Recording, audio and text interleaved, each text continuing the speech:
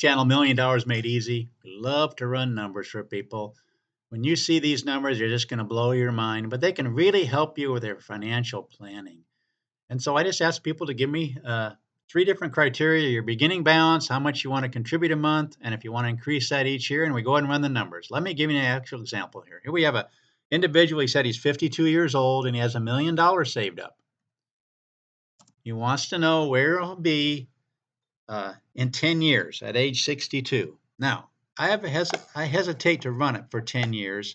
Here is why. If you have a decade like the 1930s, the Depression type years, you could actually end up basically losing money.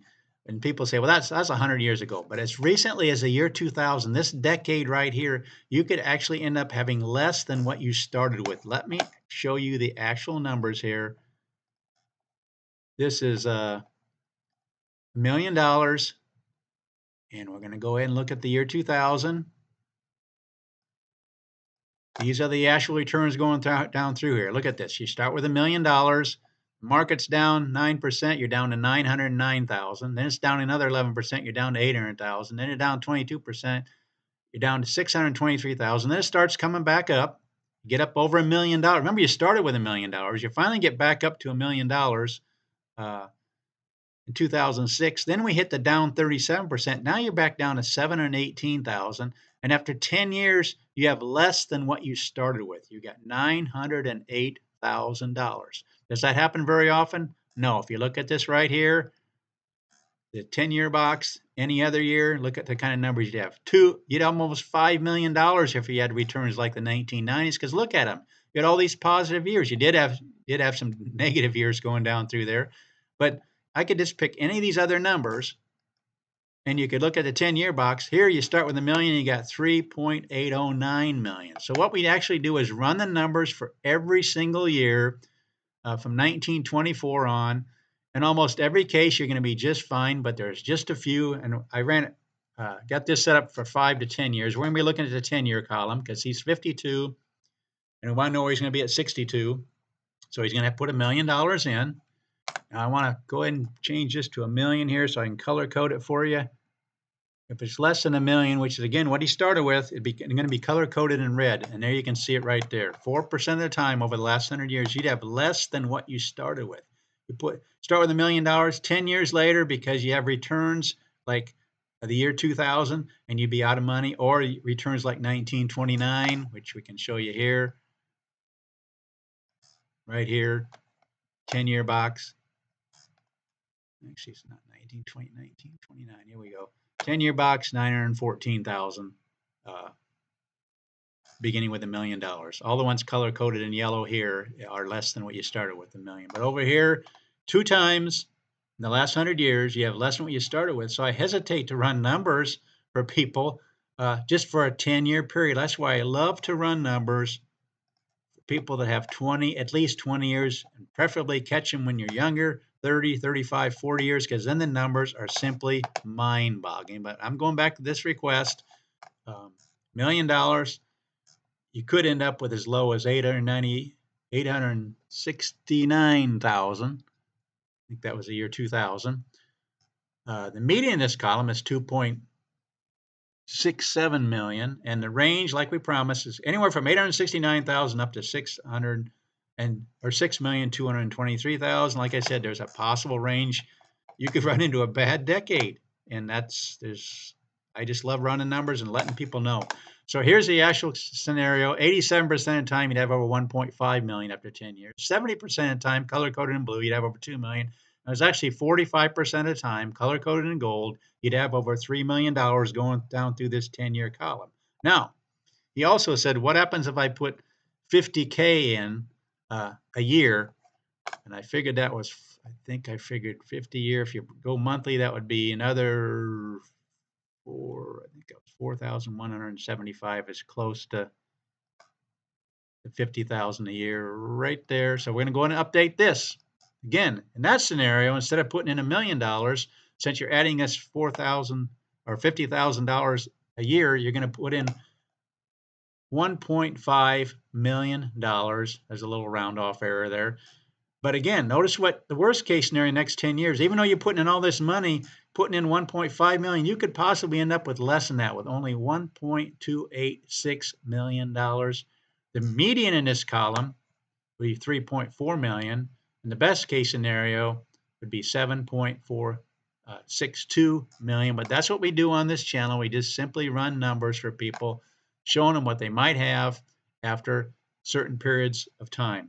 Now, he did want me to also do a second thing that I'm hesitant to do, because he says at 62, how long does my money last in retirement? And he gives me some other numbers to run. The problem with it is I don't know what number to run. Do I run with the worst case scenario? Do I say after 10 years at age 62, do I run it with 1.286? Do I run it at 3.474? That's what I am going to do. I'm going to show him, because he did ask me to run the numbers. So I'm going to go ahead and run it. If you have 3.474 million, again, half the time you'd have that more than that, half the time you'd have less. You could have as little as 1.286. You could have as much as 7.46 million. So I'm going to just run it at the median, because we don't know what his amounts are going to be 10 years from now. So I'm going to run it at 3.4. Bear with me just a second. Okay, now we're at the withdrawal stage on this spreadsheet. So we're going to put in 3.474 million, which was the median, remember, in that column. So that's what we're going to do. We'll run the numbers for that. Make sure I got that numbers right. 3.474. He says he wants to withdraw 100K, which is 8,250 is 99,000 right there. That's the closest I have. So we're going to withdraw, and he wants a 3% COLA. So in other words, that 100,000 to grow up by 3% a year. And he's going to get Social Security of 40,000, and that would be in the 5th year. So this just shows you what we knew of this channel. 5th year, he's going to get 40,000, which is basically 3 a month. I'm calculating this right. And he's just talked about a 2% COLA, but we're just going to keep it at this right here. So what's happening here, and that would be in the 5th year, actually 62, 67, starting the 6th year. This is when it would start. Okay, so this is how the numbers actually work. It doesn't matter. Right now, I'm going to do it for every year. Right now, the 73 numbers are showing up with the returns. But here's the 99,000 going up by 3% a year, which is his COLA. And in the 6th year, he's going to get 33 from that. So he no longer needs this quite as much from this nest egg, because 33 of that, 3,333, that's going to come from Social Security. So that's the amount that's going to be coming out of the nest egg. So we're going to go in and update this for every single year and see where he would be using the data for the last 100 years. Again, this is kind of long, but I wanted to show you the numbers that we can run. Okay, it looks like, look at these numbers, folks. Just unbelievable. You're going to have no problem. Why is that? Because he's only taking out 2.85%. Remember the 4% rule? If you're under 4%, your money's going to last, except I think there's one time in 1929 if you're down around if you're much more than 3.2%. But every other scenario, and in this scenario, you're just fine. Now, again, remember what we started with. We started with 3.474 million. What happens if we go back and use the minimum, and which was 1 point? Let me go back here and see here real quick. We ran the numbers at right here, 3.474. What if we go down to just 2 million? 88% of the time, you would have had $2 million. Let's just go down to 2 million and show you how drastically that changes everything.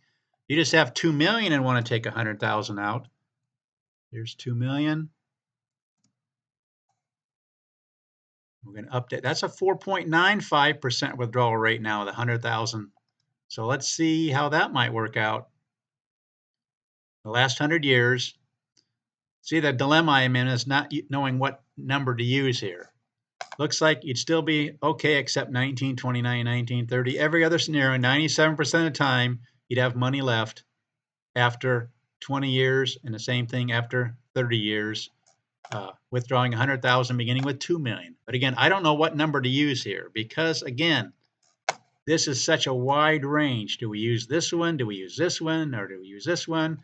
And since we don't know the answer to that, we won't know for 10 years. It's hard for me to run the numbers. The main thing I wanted this individual to see is you could actually have, since we're running such a short period of time, you could actually have less than what you put in. You're putting in 1.5 million, and you could end up with less than what you actually put in over that time period.